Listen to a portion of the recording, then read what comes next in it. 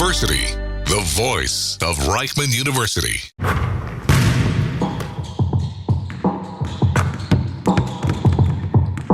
The Baseline. Stories from the court with Jonathan Rears and Nitzan Aharon. This is the Baseline Podcast. I'm your host, Jonathan Rears, with Nitzan Aharon. And for our second to last episode, we got Jewish star sensation, Jewish hooper, Jewish Jordan. I don't know what they're calling you nowadays. Chaim Galbut from Miami is in the house. Yes, sir. So first thing we usually want to do is we want to throw it back. We want to throw it back real far and take us to like the first time you had a ball in your hands, first time that you started hooping. Oh, damn. I honestly, like, the first time, like, I don't really, like, I know that when I was like 6, 7 years old, living on like in Miami Beach, near the water, like a nice house, whatever. We me and my brother would go outside like on this plastic hoop, whatever, a basic hoop, like kid with a hoop outside, you know, and we'd shoot on that for hours, and he really like got me into it. Like, you know, we went to the shop, he got me like my first pair of Kobe's. It was like, you know, like little red dots on the side. I thought it was like him, you know. And then like whatever, I remember like one story, like I think I said this before. I've told people this before. It was like pretty much where I was outside, like we were playing ball, and he's like, hey, like I'm gonna leave, I'm gonna go and you know, whatever, my grandfather was coming to pick him up. They're going out somewhere, dinner to the mall, I'm not sure what it was exactly. And he's like, when I come back, I need you to hit 100 layups on each side before I come back. And I was still out there when he came back. And it was like a few hours later, just trying to like get the buckets in, you know, left hand on the left side, right hand, right side. And that's like my oldest memory. I mean, there could be theirs before, but I don't recall. That was like when I was like 6 or 7 years old. But yeah, so 6, 7 years old, you're doing that. And then you're growing up in Miami, Florida, right? With your family around, brothers, like you just said. What was that like kind of growing up? Did you start playing like organized basketball? At what point in life did that really start? Ever since I was like in elementary. Like, I don't even, I remember I started playing in Scott Rakeout, which is a youth center down there, and then the JCC, which everybody has, down in Miami Beach. And I played in both leagues, and we won like chips, and, you know, every year was different. And like that was, you know, starting in like, I don't even know, second grade, third grade. And I would play every single year, both leagues. And it was fun. I have all my trophies up in my room, you know, all there, like MVP, whatever, you know, all my stuff. So I would go and play there in the little leagues, and then I played myself in Polo Park, Nautilus Park, near my house, like 3 blocks away. And then, yeah, just go to the gym, see around my friends, go to school, just like anybody else, you know. Were you playing any other sports at the time, or was it from the beginning just basketball? So I was always like, especially my mom was like, growing up, my mom was always like, you know, like, why don't you like basketball's great, but like go play like something else, you know, go play like football, baseball, like you be an athlete overall, you know. Like, oh, now my mom used to say, like when I was in high school, or when I was in elementary school or middle school, whatever it was, I'd play all sports, you know, volleyball, basketball, tennis, everything. So I really was like, you know, I even got like myself like a tennis trainer at one point. Wow. Yeah, his name was Lawrence. He was a cool guy. Shout out Lawrence. I see him all the time. Yeah. So when I would just play like random sports because my parents would tell me to, and I liked playing football and baseball and basketball. Those were like the main 3, and then tennis a little bit. So talk a little bit about your childhood, like being raised in your household. What was that like? Where did faith come into life, and what was it like growing up, religious or not religious? I don't know. Tell us a little bit about that. Well, my family, we were definitely very religious, you know. I daven, go to minyanim, keep Shabbos, everything. You know, we live in a very Frum community, very religious community. We go to daven at the Kollel and the Beth Israel down there. And meaning when you ask faith, you're talking about in general or just about like basketball specifically? Whatever in general. Yeah. In general, I mean, like my like, especially the Galbuts and like my father, very like, you know, like you when you believe in something, like, and you're a Galbut, like you believe in something, like nothing's stopping you, like you'll do whatever it takes to get that. So just that mentality, you know, the Galbut mentality, I guess you can say. Where like, you know, we just want to get after things and like just go and succeed and achieve things. That like just it's in my blood and in our blood. So whether it's in Judaism, whether it's in basketball, whether it's in anything in life, I think that plays out because, you know, just from my family and my surroundings. For sure. And you talk about being Frum, that meant you were going to yeshiva where you learn a lot about like the Old Testament, the Bible, and all of that, right? Oh yeah, big time. So you go and you do that, but then you want to focus on basketball. You want to take that somewhere.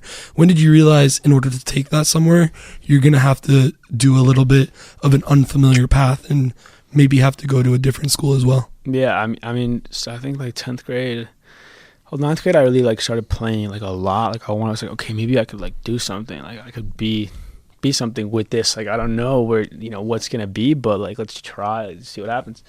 But I think that it was definitely very hard to balance everything, like ball and learning and like just studying like everything, the English studies and the ball and learning, and then night Seder late at night, like from like I think it's 7:45 to like 9:30 p.m. It was a lot. It was definitely hard. I was like trying to get hours, balling like every break, breakfast, lunch, dinner, recess, PE, everything. I was on the court like all day, every day. And I would wake up. Some days it was 5:30 a.m. breakfast, recess, lunch, PE, dinner, and then after that I'd go to my friend DC Sharbani, one of my closest friends, down the block from me, and he has like a nice basketball court in his backyard. And then I'd play there for 2 hours, and then I'd go to sleep 12 a.m. and like do the same thing the next day, like 6 hours every day. And while also trying to fit in, like there's no like time for anything. Like, and if I wasn't doing that, I'd be either learning, being in class, or like eating or something else. So that was like it was difficult. It was tough, but that's the grind, You gotta just do what you gotta do. What was from the beginning your community's reaction to watching you try to balance these two dualities of life? Tough.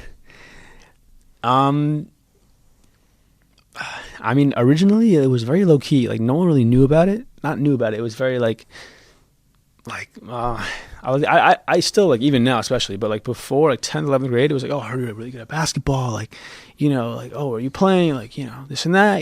People try like, being my friend. I'm like, yeah, I see what you're doing.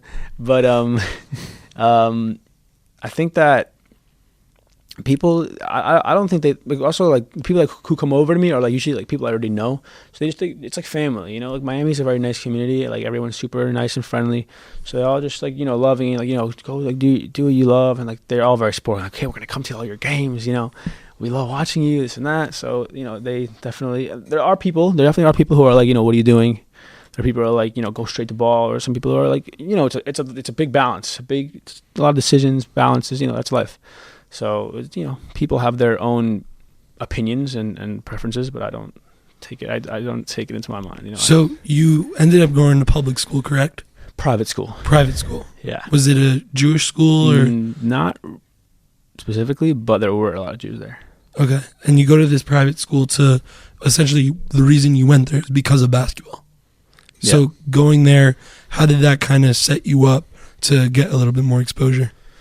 Okay, so that was actually a funny situation. Basically, I was in they found me, and in the JCC, I was playing the league versus they had like a team, like the Country Day team. The name of my school is Miami Country Day School, MCDS, and shout out to them. They really helped me with basketball. I only played 1 year of like real ball, like real like organized basketball, and that was super tough because I wish I would have had more time. But that 1 year was game changer for everything.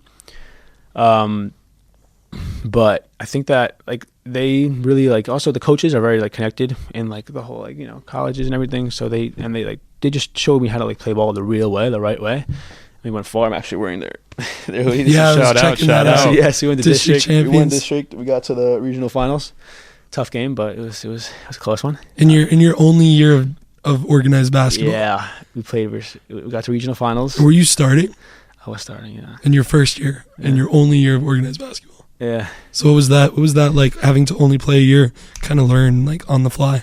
I mean, the coaches were very supportive and like very like, they were very, anything I needed help with, they were right there. Like anything like, like even like right away Shabbos, like wasn't a problem. Like you don't have to come to the game.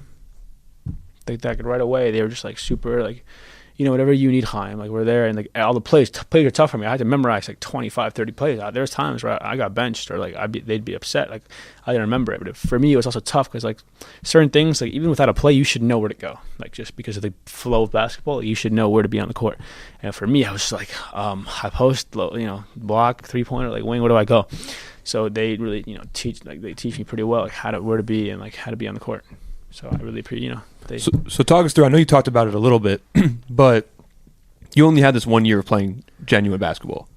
Yeah, it was probably like overall like 16 months because the summer before that I played on SOH Elite. Okay. School of Hoops. They're like big legit AAU team, like legit. You know, I don't know if you ever heard of Shauna Bayev. Yeah, of course. Yeah. So Cincinnati team, like that's my that was my teammate there. So that from there I played there. And I was like 3 months, 3 months, and then the year 12th grade, and then I played JDS. Right. So if we're going to JDS, you know, you have your first summer AAU, then the year at Miami Country Day, and then you go to JDS, and then like, what was it? A night where just like the whole world instantly knew about you after that. Mm-hmm. What was that feeling like? What was that kind of going through your mind? Even going into that tournament, did you kind of expect that to happen, or? I didn't, honestly. Like, I'll tell you what, we played the year before. I played JDS the year before. Like, it was a one-day thing for me. Like, one game I think I played, or maybe 2 games. I think it was 1 game. And it was really, like, it wasn't, like, that organized. It wasn't anything, like, you know, it wasn't anything serious. And then, like, this year, it was legit. Like, we played, like, a nice 20 games. And, like, the first legit teams and, like, good competition and AC and in Las Vegas. And it was, like, a lot of fun and organized. So we, and that, I don't know. I guess I just played well, and I put up some good highlights. And then someone, I think it was Stoner Sports, they put up some like video, and he was making some jokes, and that went viral. So everyone was just like, "Yo, who's this kid?" But you know, honestly, I didn't like. I was like hesitant about like putting that video out because you know it's like whatever. Like it's not like a normal video. Like it's different. It's a different type. So, but you know, I'm happy it went out. You know, it helped me big time. And how did your community kind of react to that? How did your family react to that? My family, I think they loved it overall. Like it was, you know, in what way? I mean, because I went like popular, or people started realizing about me. I think my dad loved it a lot. You know, I think I loved it too. I was super happy. It was, you know, it's just a good time. You know, people DMing me on Instagram and like, yeah, like, these are like companies and different things. I don't know, like my family overall was, you know, just proud of me. Everything I do, they, you know, I have great, amazing parents, amazing siblings. They're very supportive of everything I decide in my life, and I'm thankful for that. And yeah. So what was it like making that jump from basically unorganized basketball to playing high-level AAU basketball kind of right off the bat? What was that like? That was a lot. The entire starting squad on SOH, like after 11th grade, right, I was in Mechina, Swags in Miami, and like from there, I was like, hey, you're going to play in SOH. And I was like, oh my gosh, like I can actually, like, this is legit. Like there's kids on my team who are going to go to, like, could go to the league. And, like, you know, like I come to practice, and it was like, these guys are all like 6'8" to like 7 feet. There's one guy. That's not far from you. No, but like I'm playing like my yeshiva. I've never even like, I'm not used to that. So I come to the court, and these guys are like legit. Patrick Lywards at Michigan. Jason Lopez, he committed to, I think, SFU. Is that what it's called? USF? FSU. USF. Is it USF? FSU. South Florida? I always get like the U. I don't know where to put it sometimes. Talking about South Florida? I think he committed there, yeah. Florida State. Florida State's FSU. South Florida's USF. Okay. Oh, yeah, so one of them, whatever, like him, Patrick Lywards, one of them. Shauna Bayev, like all these players, and like yeah, I forgot. I think his name is Deshaun. Whatever, a bunch of other players on the team, and Baggy, like all these guys, they're like legit ballers, and I'm just like, and they know the plays, everything's easy, coming easy to them, and like I'm like whatever, like I'm just a hooper, you know, like I just like love the game of ball, but then it gets down to like, especially like in Israel here, like the basketball here is just different, like in New York, I mean in Miami as well, but you know, you have to remember plays and where to be on the court. Like those type of things are really important, you know. Like that's why, like I guess you can say Jokic or Larry Bird, like they had amazing careers so far. Because I mean, for Jokic, because like his IQ and like the game of basketball just comes with the flow, you know. And that was definitely very, very, very hard for me, and it still is a little bit. So you can talk about that a little bit more. It was like you said you came here to Israel, and that's been hard.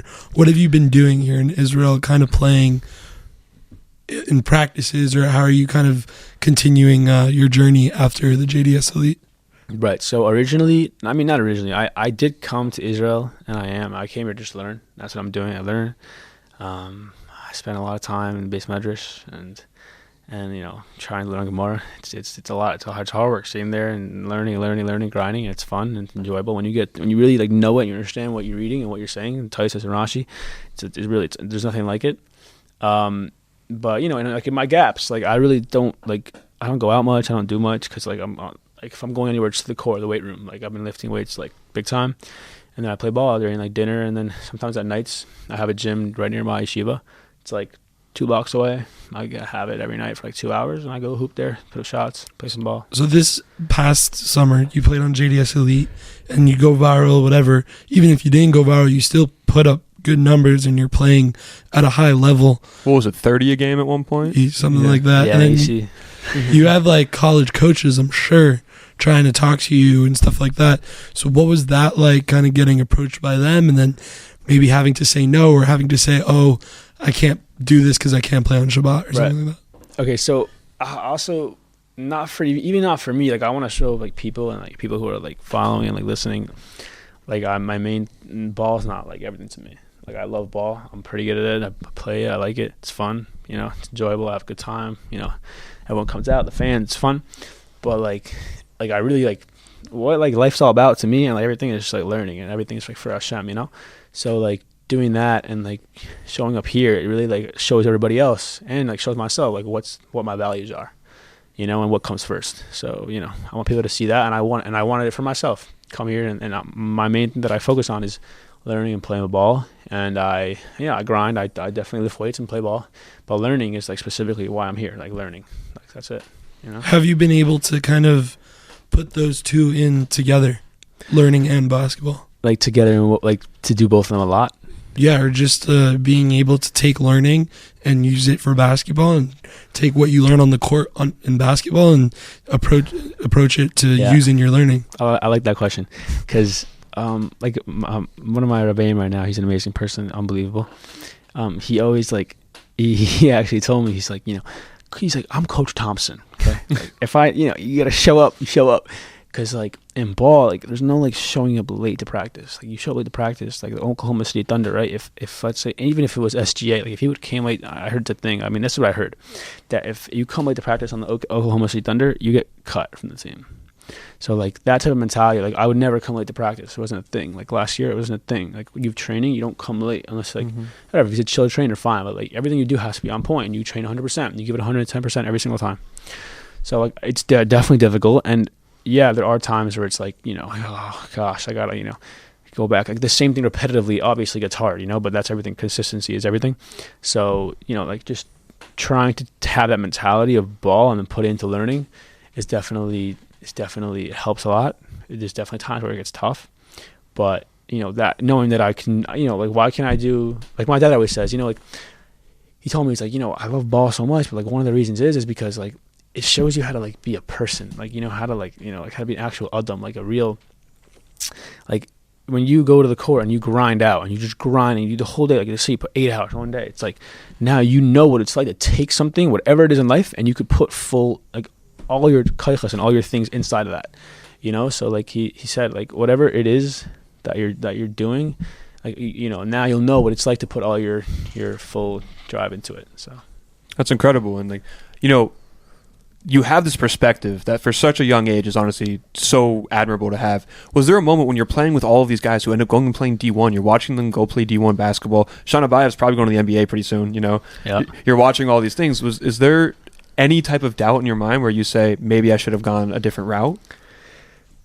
Like, that's a big question, because like also in life, especially for everybody, like you know, there's always like life is about decisions. Like what college you're going to go to, what path and career, what girl you want to marry, everything, like how you want to live your life, the decisions is everything. So I don't think about that. There are times where I'm like, hey, maybe I'm not training as much or playing as much ball, or, you know, it's hard to get fives to get real runs down here in Israel. But I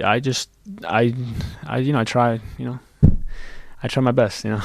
And then you got invited to play, and we watched a little bit of this YouTube video.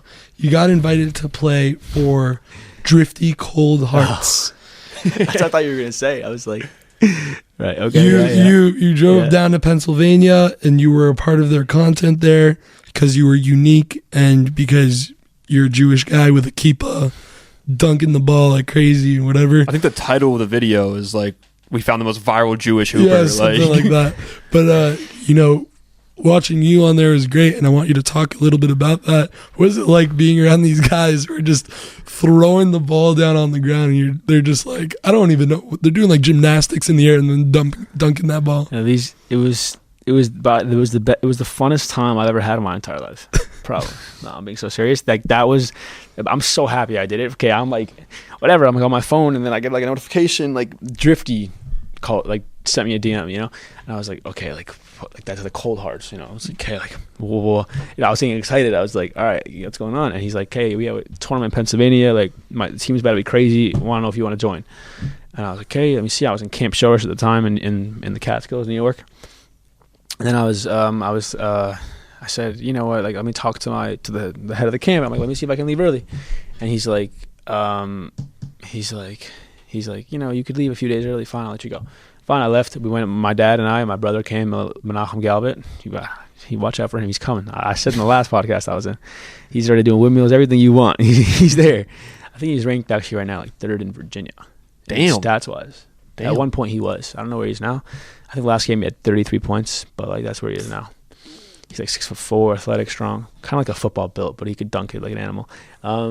So what was I saying? So yeah, we go, me, my brother, and my father. We stay in some hotel there. We go to the game, and I'm like, hey, like I don't know what to expect. Like I didn't know who was on the team. I don't know these guys, and they're just like, they woke up, they come to the gym, and they're like, it's like through the legs dunk right off like the start. No stretch. I don't need stretches. Like what do I need stretches for? Stretches like it's for like, you know, old people.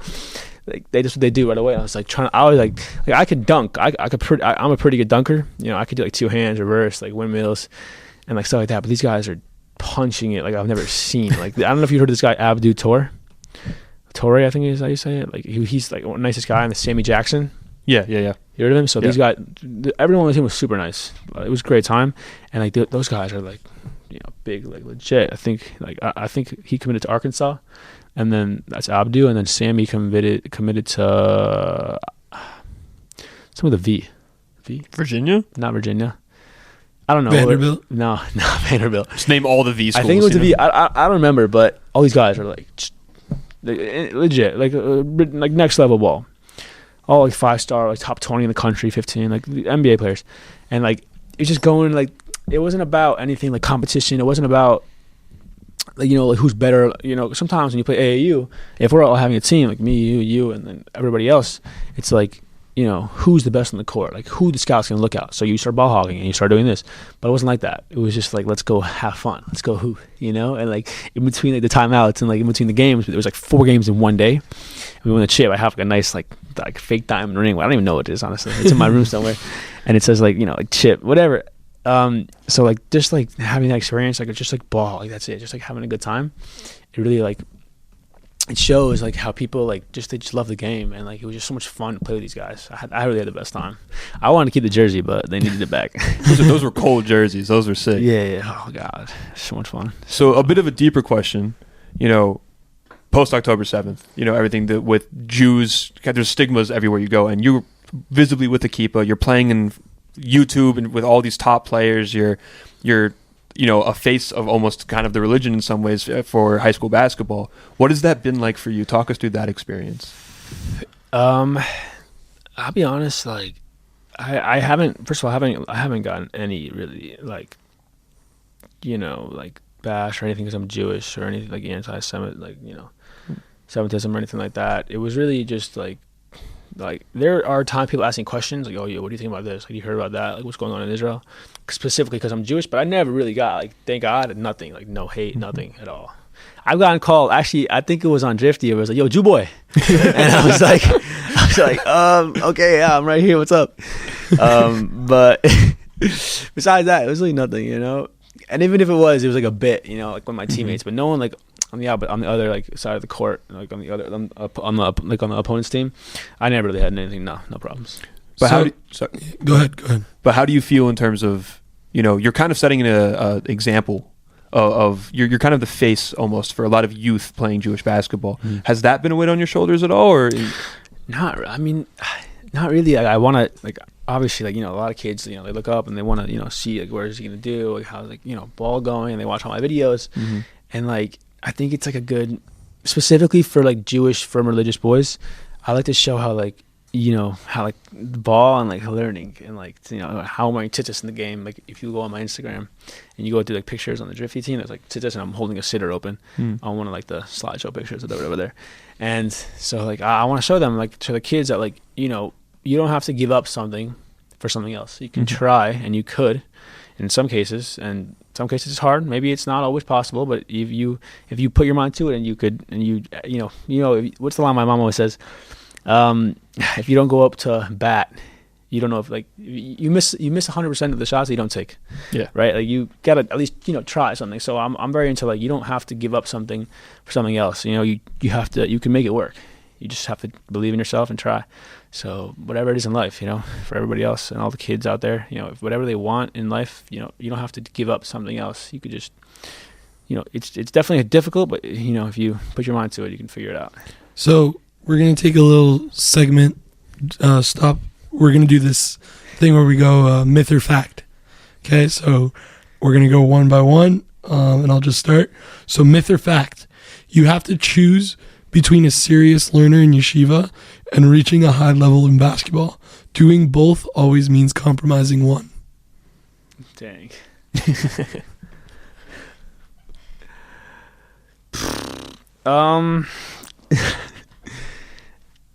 It's not. That's just like it could be. Some people think it's a fact, but I think it's a myth.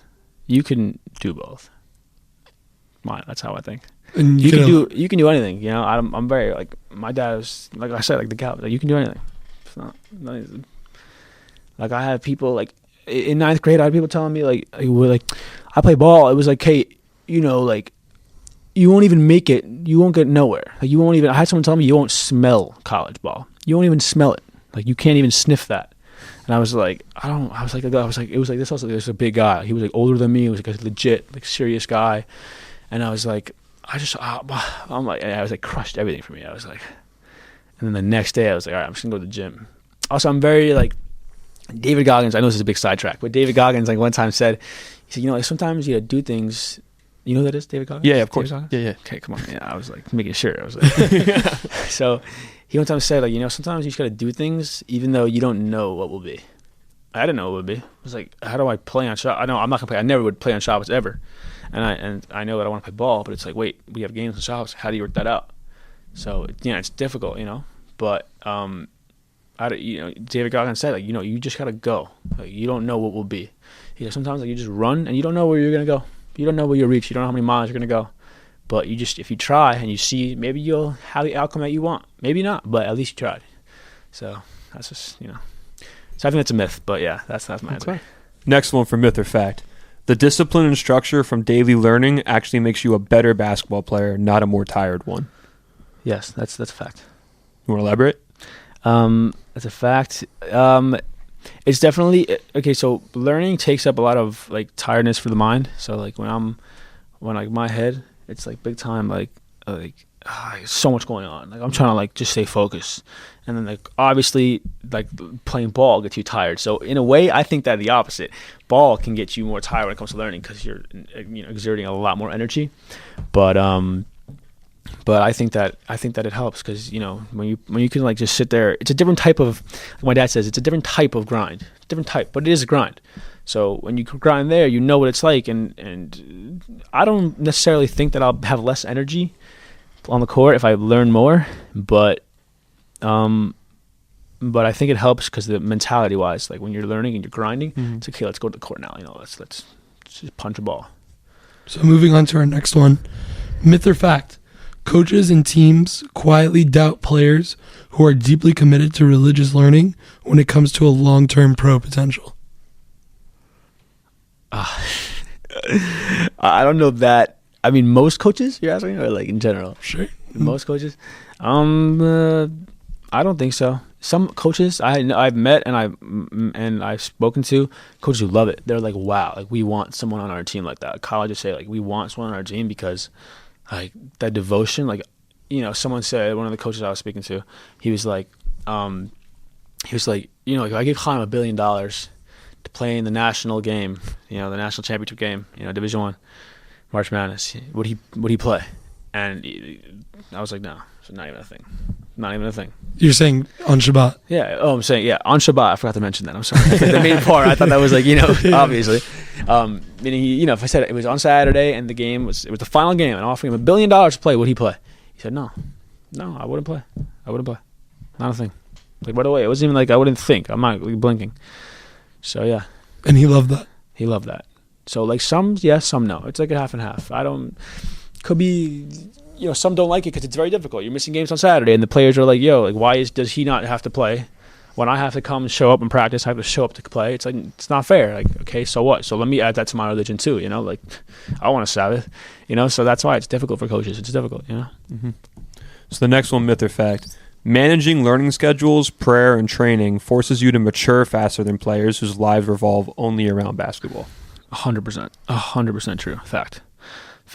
Going to yeshiva and like just focusing on yourself, like just mental growth, and it literally is everything. On the court and off the court, I feel like a different person after these 4 months being here in Israel. I feel like a different person. Like just like life hits you before you know it, and it's like whoa, like you just mature so fast. Mm-hmm. Like really, like I everything I do, like even from the start, like. Having like committed to committed to religion and like really like living it and like enjoying it and like learning from older people, like, learning from your rabbeim and like learning from like people who are just like know much more than you and listening to them and like showing up to yeshiva, like this was a big deal for me. Like it took me levels above. Like I feel like I'm 21, 22 because I'm like way more mature. Like I never go out and do anything stupid. I'm very to myself. Like I'm learning, playing ball, working out, doing what I need to do. Is continue the grind. So yeah. So the last one, myth or fact, staying rooted in Torah and values gives you a mental edge in pressure moments, free throws, late game decisions, and setbacks. A mental edge meaning when I like meaning you won't be as like you won't feel those high pressure moments as much. I'll tell you why. So let me like revert the question a little bit. When you have like, so I don't know if you've heard of this before. Maybe you probably have, but you both have. And like Mimuna and Bitachon, when you have like sometimes I'm shooting a free throw, I'll be like, please Hashem. Or like my Rebbe says, like Lishuas Hakivisi Hashem. Meaning like, like everything. In the end of the day, like you can try your best and like you can do whatever you want. You can put in all the hashtalas, put in all your efforts. But at the end of the day, like you don't decide what happens. Like God does, Hashem does. So. Knowing that like when you like I saw on Instagram video one time, it was like life gets so peaceful when you're just like Hashem, like God runs the world. Hashem runs the world. Like you don't get to decide some things. You can do your best, try your best. But so knowing that and like it definitely gives me mental edge. I'm so chill. Like that's a fact. Like everything's more relaxed for sure. So we'll have a few more questions and then we'll wrap up. But you finally you finish high school. You do your JDS Elite, which was a sick concept. People only saw like mainly you play, but those other kids were actually pretty tough as well. On JDS. Yeah. You had some hoopers over there. But you do that, and then you ultimately decide to come to Israel. What's it been like arriving in Israel and living the past few months here? Different lifestyle. Wow, crazy. Sometimes I miss Miami. Miami's like, some Israelis, like I speak to some people I meet, they're like, where you from? I'm like, Miami. They're like, Miami, my uncle's brother. And I'm like, yeah. I'm like, you come down, I'll tell you, I'll show you my house, I'll show you around. So it's different over here. It's so different. Like, first of all, ball is like definitely better in America. That's 100%. Like I have my gym there. I mean, specifically for me, like I have like what I need there. Like I have any gym I want, weight room, ball. I have a shooting machine in Miami. Like it's just way easier for me. But here it's nice because like when I come here, I'm coming for the Torah, Hashem's. This is like it's real clear this year. You feel it, everything. Mm-hmm. So it's very nice, and it's different lifestyle. But there's definitely some good restaurants here. I don't complain with the food, but it's a lot. It definitely took me a while, and I'm still trying to fit in and make it work for me. Mm-hmm. But it's nice. I love it. I'm enjoying. So talk us through real quick, for the listener who might not necessarily know and they've heard everything. You had you had college coaches calling. Yeah, right? yeah. You had college coaches. Tons, yeah. You're here in Israel now. Mm-hmm. What went into that? What's that? Meaning, why did meaning, how was it like? Like, what went into that decision, and how has it been living with that decision? It's like, okay, so like side fact, like the part that like I made decision, like everything, everything's about life. Like I said before, life's about decisions. Like there's like it's crazy. Like sometimes like it's like two worlds. Like when you're in like the base medrash and everyone, all your friends, everyone there is like just there. It's like we're here to learn, and then you go and you leave, and then you go to let's say to a different school, or like not a different school. You go to like a place where everyone's just there to ball. Like their life is ball. So I'm like trying to like it's like what's it called, like a tug of war, like you were there, now you're here, now you're winning this way. So just trying to like now not making it to tug of war, more of it being like two peas in a pot, like you trying to make it, it's like one Chaim Galbut and just working with both. So just fitting back into like just trying to like go back and forth. I think that it seems like cool to me. Like I feel like I'm happy about myself. Like, I come here and I have college coaches calling me. I can go to a college, Division I college, and I can start like right away. I can start playing. And it's like I came here instead. Like I feel like that's like it's tough. But and it also shows people like like what's important to me. So I think that I'm happy. I'm very happy with the decision I make. Sometimes it's like but I'm like no, I know what matters, what's important, and I'm happy. So what's some advice that you would give someone who is going to AAU tournaments and stuff like that, and they wear their kippah all the time, but when they go to these AAU tournaments, they don't want to kind of stand out, so they feel like they have to take it off? Okay, so I think that for me specifically, being Jewish helped me. In no way, meaning on the court, in no way did that not help me. Yeah, fine. There are times where like the Shabbos, some coaches don't want me because it's Shabbos. That's cool. Like I'm not gonna. That doesn't bother me, because like I know that I'll get what I want eventually with that mentality.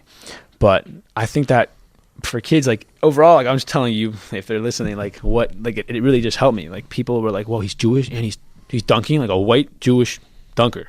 Like those three things are like, So I think that leaving it on shows. Also, like a lot of people, like when they wear the yarmulke, it stands out, right? So when it stands out, it's like, now is he good or is he bad? They're looking at you. When you're just a regular guy, it's like okay, no one, like whatever, see if he's good or not. But when you're really Jewish, you're wearing your kippah on your head, now they want to really see. So when you go in, you're like, hey, I'm Jewish. Everyone's watching me. Everyone's watching you now. And everyone knows what Jews are. Everyone knows that when you're Jewish, it's like, hey, they're going to look at you. They want to see what you're about. So when you show out and you go on the court, some people, they think that, everyone's going to see me with my yarmulke, and they're going to be like they're looking at him. So now the kid with the kippah is like all scared. He's tense. He's like, okay, wait, now I might not play well. I'm scared. I'm having butterflies. But when you come in with confidence and your kippah on, and everyone's watching you, and you ball out, it's like, whoa. Like, who's this guy? And then you say, I can't play on Shabbos. Like, you just dunked on that guy. And you don't play on Shabbos, and you're Jewish. It's like the whole thing is like this crazy situation. So I think that in no way does it not help. I think in every way it does. So talk about dunking. On that other show you did, you talked about how you wanted to become a pro dunker. Is this true? Like originally, yeah, that was my plan. I would in like 7th and 8th grade, I like go in the hallway between classes and like run up the stairs and do like wall sits and calf raises. And like I'd practice dunking like an 8-foot hoop at home because like put it in each one. But that's what I wanted to be. I would watch Jordan Kilgannon, Jordan Sutherland. Yeah. These guys are legends. Like Isaiah Rivera, like these guys. I watched them. I was like, when I got my first dunk, I was like, I never felt so happy in my entire life. Like it was just a feeling like you work so hard, like anything in life. You work so hard for something and you get it. It's like it means everything to you, right? Mm-hmm. So, and like you seeing these guys, I can do more. I can do better. And then I was like, maybe let's try. Like this is like this. I was Mr. James. Okay, shout out to Mr. James because he helped me big time. That's my math teacher in like 9th and 10th grade. He'd play in the court with me, and I think he went to college, played football, and he was very athletic. So he would, he'd always like push me to go more. So I said this in the last podcast I was in. He like told me, he's like, you're capped like on your vert. So I was like, but he only told me that so I could like, go further, because he knows that like when my mentality is like, like, all right, like I'll test you, I'll put $100 down, So I was like, I told my dad, I was like, one day I'll be able to do through the legs dunk, and I was like, okay, like whatever, I'll come back from the park, I'm like, Pops, I got it on video, it's like, check me out. And I was like, you know. And I think that, like, I didn't know I could do it. I just like, all right, let's try. Like, why? If he could, I could. You know, why can't I? You know. So yeah. Nice. Yeah. So what are some goals that you have now in your year here in Israel and then beyond? What are some of the goals you're setting for yourself? Okay. So in learning, it's definitely knowing how to read a Gemara. Like, just open up and read any Gemara. That's like most kids' goal. That's my goal. I want to be able to just fluently read Rashi, Taisus, Gemara, and like learn with my kids when I'm older. You know, I want to be able to open it up with them and not need help and be able to help them. And then for ball, it's just being like, I've always been like, you know, be the best basketball player. Like when I go on a court, I don't even like know the guys. I'm like, I will destroy you. Like, I will literally like make you, like, I will flat Stanley you. Like, you're cooked before I even like watch them. Like, I just, because when you come with that mentality, like, I used to be scared, and most kids are scared. Like, I have a lot of friends, they come in, they're like nervous. But then when it's all about like right here, like, I promise, like, it's literally like, I have so many friends that they're so good in practice, so good, they barely miss shots. It comes to the game, they're like washed. And I'm just like, what happens? Like, how does it, like, mentality, like, what goes through your head? So I feel like, also like watching like motivational videos helps, but like, I think I'm getting a little sidetracked here, but no, go for it. Like, just, you know, locking in and like being able to, you know, knowing that you're the best, like, you know, thinking that you're the best, it really helps with the game. Mm-hmm. But for me, I just want to, you know, just get better and everything, stronger, faster, more athletic, quicker, and I already am. And then, you know, dominate at the college level. You know, if that's what I decide to go next year, then just absolutely tear it up. Where do you stand with, if you were to have to like not play basketball because just like learning and Jewishly that didn't work out for you? Mm-hmm. Where would I stand if I didn't have ball? Are you just gonna give up on ball, or where's that? Where's your mind going? If that didn't work with ball and the learning, right? Mm-hmm. Have you thought about that? That it really doesn't even like enter my consciousness. You got time. You know, like, I just like, I go with the plan A. There's no plan B. Right. But, you know, if it comes down to that, I probably should think about that one. I mean, I would probably, I don't really know. You know, I mean, everybody has their own plan, what they want to do in life, you know? Mm-hmm. My plan is to play ball for, let's say, whatever it is, 2, 3, 4, 5 years, whatever it is, one. It could be, I don't really know, honestly. I don't really know what I want to do. 1, 2, 3, 4, 5 years. After that, I want to just sit in learning, probably. I love learning. Are you, like, trying to play in the Israeli league at some point? I'm not sure. Not sure. One last question from me. Ryan Terrell. Mm-hmm. Do you have a relationship with him? What's it like? I do. Yeah, I was actually, I don't know, like, we're not like, we're close, but we're not like so close. You know, if I text him, we text each other, I call him, he'll obviously answer. Mm-hmm. He's an amazing person. But I was actually like on my Mila. I don't know, you know what that is, whatever, like in Jerusalem. And I was walking and I bumped into him. I was like, he was like, because I saw him and I was like, Ryan, whatever. We were talking a little bit. But I don't know, he's just like good advice. He just like knows the game. He knows where he's been through it. So like anything if I have any really like serious questions, I'd probably go to him. And a lot of people like, you know, Tamir Goodman, he's a, you know, I train with Tamir Goodman here. He's a great trainer, and Eliav Moshiashvili. These guys are legit here. Mm-hmm. But Ryan's, he's an amazing person, and I you know, I like him a lot. I love him. So to wrap it up, when basketball eventually stops, whether it's sooner or later, what do you hope the years of balancing Torah, discipline, and competition prepared you for as a man? That's a serious question. Yes, you ended it real deep. Wow. Meaning those three things, how would that prepare me as like to like go through my life? Wow. I mean, there's so many answers. I think it would tell me, first of all, that you never have self-doubt in anything in life. You know, whether it's whatever it is, never have self-doubt. And then believe in yourself, and then you pray it out and ask Hashem, talk to God, and then that's it. And He'll take care of the rest. And then everything in life, whatever it is, you want to be a doctor, lawyer, accountant, basketball player, football player, whatever you want to be, you just gotta talk to the Lord. You know, try your best, really put your work in, like really grind. Work ethic is like the biggest thing, and then then it plays out, and however it plays out. Amazing. So that's Jewish Frum Jordan, Chaim Galbut. Thanks for coming on. Thanks so much. Tamir Goodman's the other one, you know. Yeah. Yeah. All right. Awesome. Thank you so much. Of course, my pleasure.